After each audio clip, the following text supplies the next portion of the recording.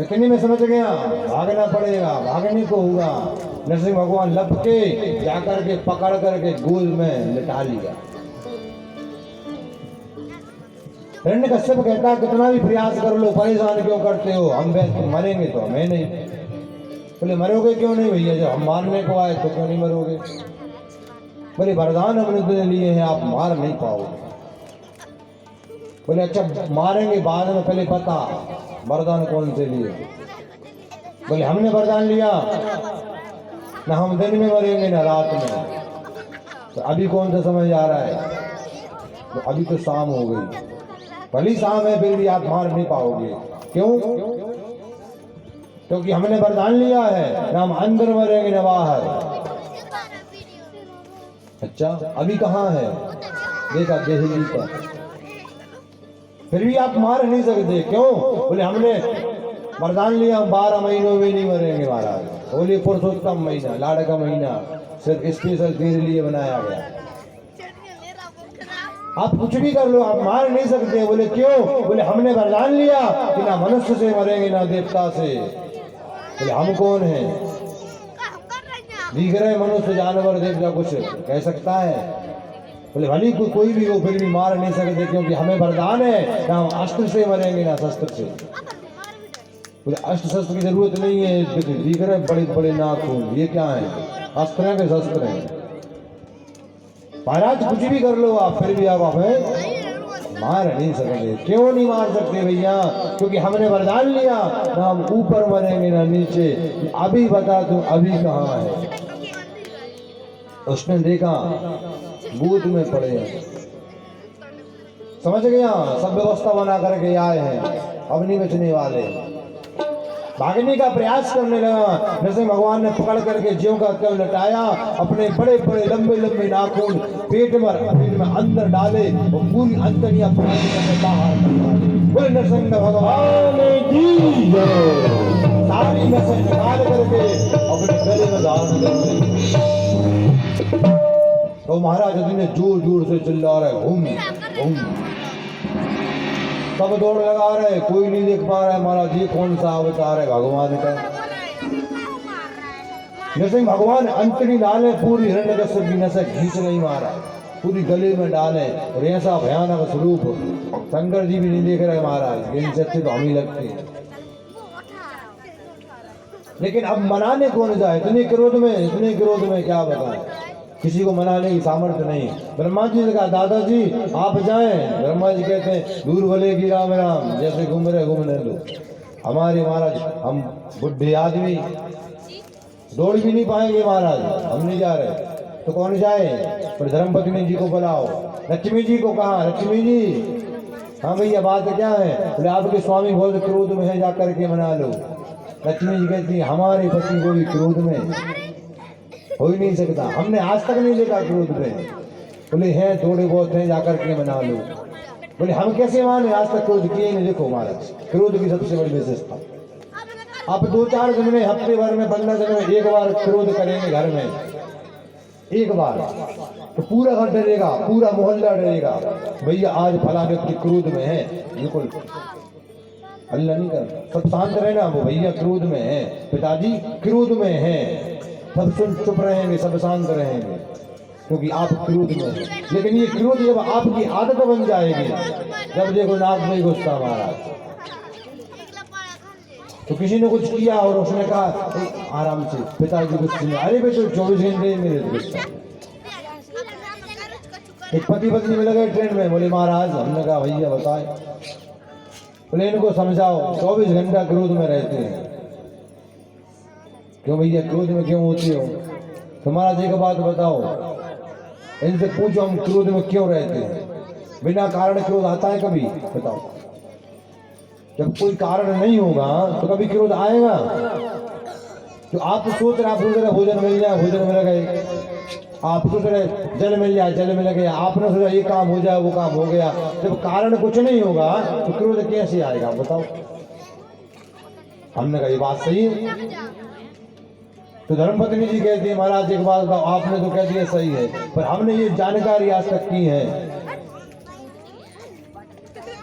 कि जब कारण होता है तब क्रोध आता है, पर जिस व्यक्ति का स्वभाव क्रोधाभिमुख हो जाए, उसको क्रोध आना आरंभ हो जाए, क्रोध अच्छा लगने लगे, तो वो कारण ढूंढता है। उदाहरण बताएं, हमने क्या बताएं, तो मैया कह रही एक दिन क्या होगा, भोजन बनाए हमने, तो भोजन बनाए तो हम नमक डालना भूल गए, तो भोजन करने बैठे, अरे ऐसा भोजन बनाया था, नमक नहीं डाला तुमने, और तुम इतने दिन हो गए सीख नहीं पाए अभी तक, कब सीखोगे तुम, हम शादी करने गए थे, तुम्हारी माता जी कह रही थी, हमने सब सिखा दिया, नाना प्रकार की बातें सुनाई महाराज हमने। अगले दिन हमने इतने डरा डरा के बढ़िया तरीके से भाव से एक एक चीज सोच सोच कर हमने बढ़िया व्यंजन बनाए, भोजन बनाए, अच्छे भोजन बनाए, भोजन की थाली ने आगे रखी, भोजन करने जे बैठे तुम्हारा फिर बड़बड़ाना चालू हो गए, क्यों इधर आओ, एक बात बताओ, जब तुम इतना अच्छा भोजन बना ले तो तुमने काले क्यों नहीं बनाया था, मतलब जानबूझकर, क्योंकि कलम थके हुए आए थे। तो कहने का तात्पर्य है कि बिना कारण क्रोध आता नहीं, तो जिस व्यक्ति का स्वभाव क्रोध बन जाए वो कारण ढूंढता है, कोई कारण मिल जाए क्रोध होने का। एक दामाद अपने ससुराल चले गए, जाकर के देखे सासू मैया ने क्या किया, खिचड़ी बनाई, और खिचड़ी में घी डाल रही थी, दूध घी डाल रही, तो छोटे से भैया तो सारे साल खेलते खेलते आया, तो मैया डाल रही थी और टहनी में हाथ लग गया, जब हाथ लगा तो दूध ज्यादा डल गई, खिचड़ी में घी ज्यादा डल गया, अब दूध ज्यादा कर गया, दूध उतना ही था हमारा, जब चाय कैसे बने, पूरा दूध रख गया खिचड़ी। अब सास को ऐसा लग रहा निकाल पाते, थोड़ा सा निकाल पा नहीं सकते, क्योंकि अब बैठे ही गए भोजन करने, तो कम से कम ये बच्चे ही खा ले गए, तो बच्चे से इधर इधर, क्योंकि मैंने हम नहीं आ, अरे आजा, तो हम नहीं आ, अरे याद इधर आ, पकड़ करके बैठाया, बैठो इधर, जिया जी साथ भोजन करो, चलो करो, खा लो जल्दी, भूख कुछ नहीं ना, खा लो, क्यों भैया क्या खा सकता है ना उन्हें, हाँ हाँ, तो खाने में अच्छा जगह थी ऐसी, जिस साइड भैया जी बैठे दामन साहब, उस तरफ ज्यादा दूध, ऊपर को खिचड़ी चढ़ी, और जिस तरफ वो छोटे भैया को बिठाया उस तरफ दूध तो है ही नहीं है, तो मैया जी ने देखो दिमाग का काम किया, थाली में उंगली चलाने लगी, कि देखो भैया आपकी माँ हमारी बिटिया से ऐसी कहती है, हमने कह दिया भैया ऐसा मत करो, आपको ऐसा करना तो ऐसा कर लो आप, थाली में उंगली चलाने लगी, लाइन बना रहे कि दूध ऊपर को खिंचावे, कछु बच्चे ही खा ले कम से कम दूध तो दामान के पास पहुंच गया, खिचड़ी बच्ची यहाँ प्रयास कर रहे, उंगली चला रही, तुम एक काम करना भैया, अब तुम्हारी माँ की हमारी बेटी की लड़ाई होती है, अब लड़ाई बंद हो जाए, तो आप एक काम करो, तुम पीछे से दरवाजा फोड़ लो, तुम्हारा घर ऐसा बना है, ऐसा दरवाजा फोड़ देना, इशारा करते जा रहे, उंगली से रास्ता बनाते जा रहे, तुम्हारी माँ ने ऐसा कहा, फिर बुआ जी ने ऐसा कहा, हमारी बेटी ऐसा सुनती है, वो हमसे कहती है, पर हम ऐसा कहते हैं, वो तो हो गई, चलाते चलाते चलाते जवान साहब कहते देखो माँ जी हम इन सब में मतलब नहीं रखते, आप कुछ कहो, आपकी बिटिया कुछ गए, हमारी माँ कुछ गए, हमारी बहनें कुछ गए, कोई कुछ गए, हम तो सबकी सुनते हैं, हम ना यहाँ की ना वहाँ की, इसकी उंगली ना उसकी उंगली, हम तो सबकी बातें सुनते हैं, सबकी बातें घोरते हैं और पी जाते हैं। हमारा पूरी खिचड़ी को पूरा दूध पी गया, बोलो वृंदावन बिहारी लाल की जय हो। सुनो सबकी, करो अपने मन की। लक्ष्मी जी तैयार होकर गई हैं, क्योंकि सुना पतिदेव बहुत गुस्से में है, क्रोध में है। लक्ष्मी जी तैयार हो गई, आज पहली बार मनाने जा रहे हम, पहली बार क्रोध में हो गए विष्णु, कभी क्रोध होते ही नहीं है, क्योंकि नारायण को कन्हैया ने अपने जीवन में कभी गम नहीं किया, कभी दुख नहीं मनाया। जाकर के लक्ष्मी जी नारायण को मनाने को गई, अच्छी पूजा की थाली लें, तैयार होके गई, छन्न छन्न पायल पहन करके, और जब कमरे में पहुंची नरसिंह भगवान के, नरसिंह भगवान खड़े थे, वो पलट के जब नरसिंह भगवान ने देखा और हुम कहा, लक्ष्मी जी की चाल हाथ से छूटी, महाराज दौड़ लगा गई।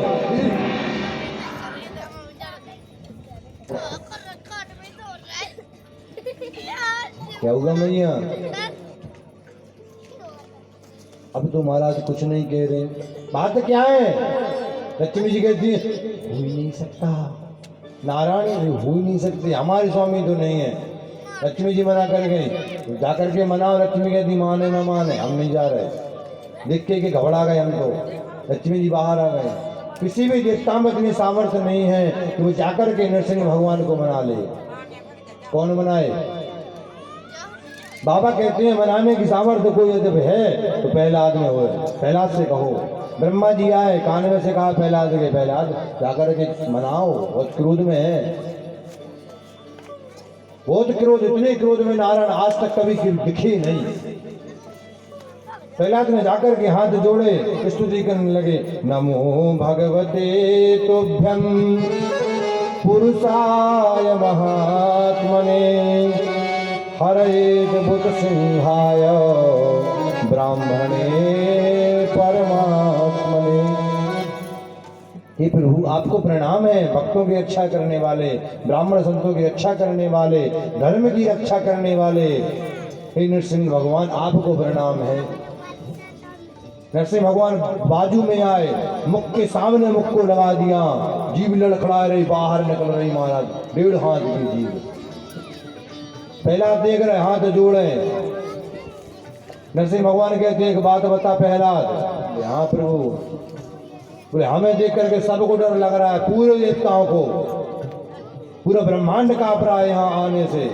तू सामने खड़ा, हाथ जोड़े खड़ा, तुझे डर नहीं लग रहा? तो प्रहलाद कहते हैं प्रभु एक बात बताओ, जंगल में शेर होता है, शेर से हाथी डरता है, चीता डरता है, सारे जीव जंतु डरते हैं जंगल के, पर कभी शेर का बच्चा डरता है शेर से? वो तो पीठ पर बैठता है घबड़िया पर। हमें डर नहीं लग रहा आपसे बिल्कुल भी। नरसिंह भगवान ने प्रहलाद को उठाया, गोद में बिठाया, गोद में बिठा कर के अपनी लंबी जीभ से प्रहलाद को चाटने लगे, रोने लगे। प्रहलाद मुझे माफ कर देना, मैंने आने में कोई देर तो नहीं कर दी,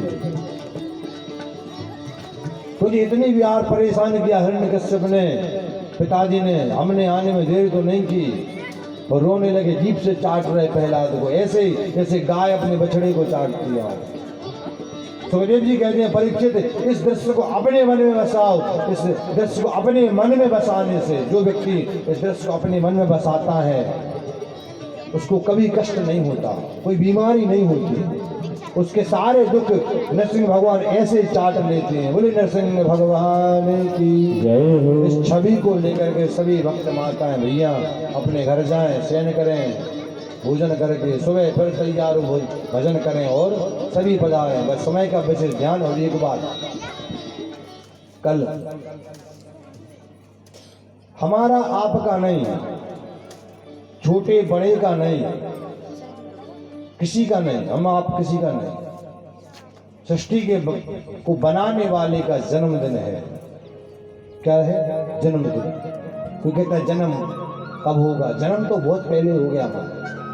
जैसे हम आपका जन्मदिन मनाते हैं ना एक दूसरे का, ऐसे सृष्टि के पालन करता, संहार करता, बनाने वाले इनका जन्मदिन है। अब किसको क्या लाना है सब ला सकते हैं, क्या खिलाना, माखन खाते हैं, मिश्री खाते हैं, सब खाते हैं, जो लाओगे वो, जैसे आओगे, जैसा मन लेकर के आओगे, सब समर्पित है इनके लिए। इनके कपड़े बन सके तो कपड़े लाओ, ना बन सके बच्चों के सूट लाओ, वो ना बन सके तो कपड़े ले आओ, खुद के ले आओ, जो पहन के हम वो ही ले आए, वो भी ना बने तो अगरबत्ती ला सकते हैं हम सब, वो भी ना बने तो फूल सब ला सकते हैं। फूल तो लगे हैं महाराज बहुत से, और फूल भी ना ला सकें, समय ना मिले, अपने अपने भाव को यहाँ आकर के कन्हैया के चरणों में चढ़ाना। और कल सब कहना है फिर वो हम आपके दास हैं, हम कुछ नहीं जानते, परिवार कैसे चला जाता है, भजन कैसे किया जाता है, आराधना कैसे होती है, पूजा कैसे होती है, हम कुछ नहीं जानते। नब्दा भक्ति हम जानते ही नहीं, हम स्वार्थी हैं, हम बहुत बड़े स्वार्थी। पर जैसे भी हैं, लोभी हैं, कामी हैं, क्रोधी हैं, अहंकारी हैं, हम जैसा कोई नहीं, हम इतने बड़े पापी हैं, पर हम आपके चरणों में हैं, हम सिर्फ आपके हवाले हैं। आपको दंड देना, कृपा करना, कहाँ रखना, कहाँ ले चलना, हम सिर्फ आपके सन्निधि में हैं, हम आपके हैं, आप हमारे हैं। ये प्रभु को, परमात्मा को बताना, कल आकर के मन को समर्पित करना।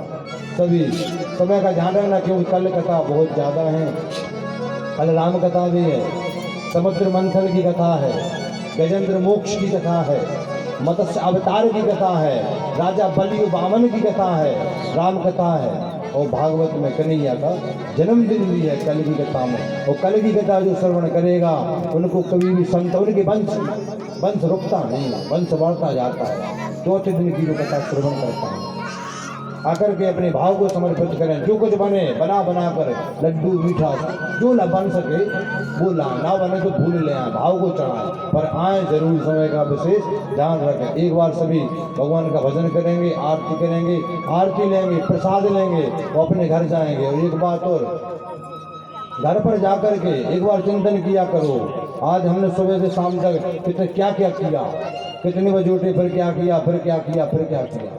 शाम को तो जो हमने तुरंत में आकर के किसी को गाली दे दी, किसी की बुराई कर दी, तो शाम को जब हम सोचेंगे तो हमें बुरा लगेगा, हमें ऐसा नहीं करना चाहिए था।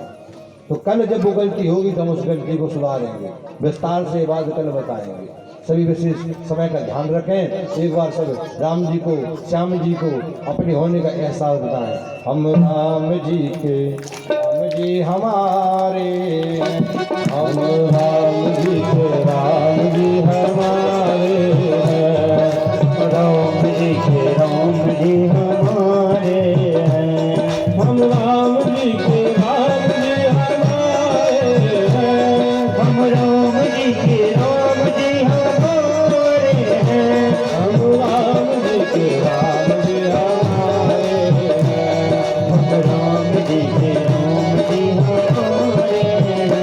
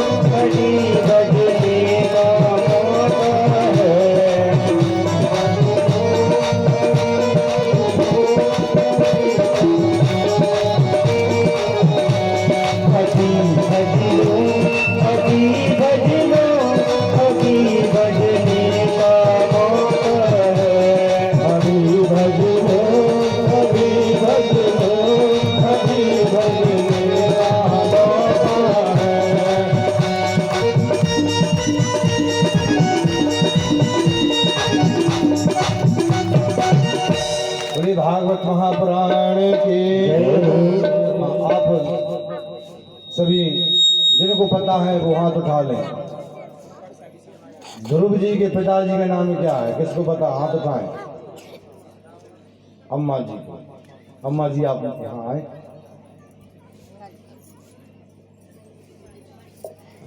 जरा हम भी तो देखें कथा कौन श्रवण कर रहा है, किसका मन कहाँ जा रहा है, क्षमा करना।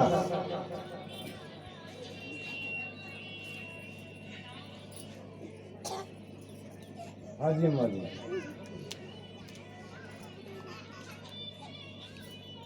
ध्रुव जी के पिताजी, क्या बात है, क्या बात है।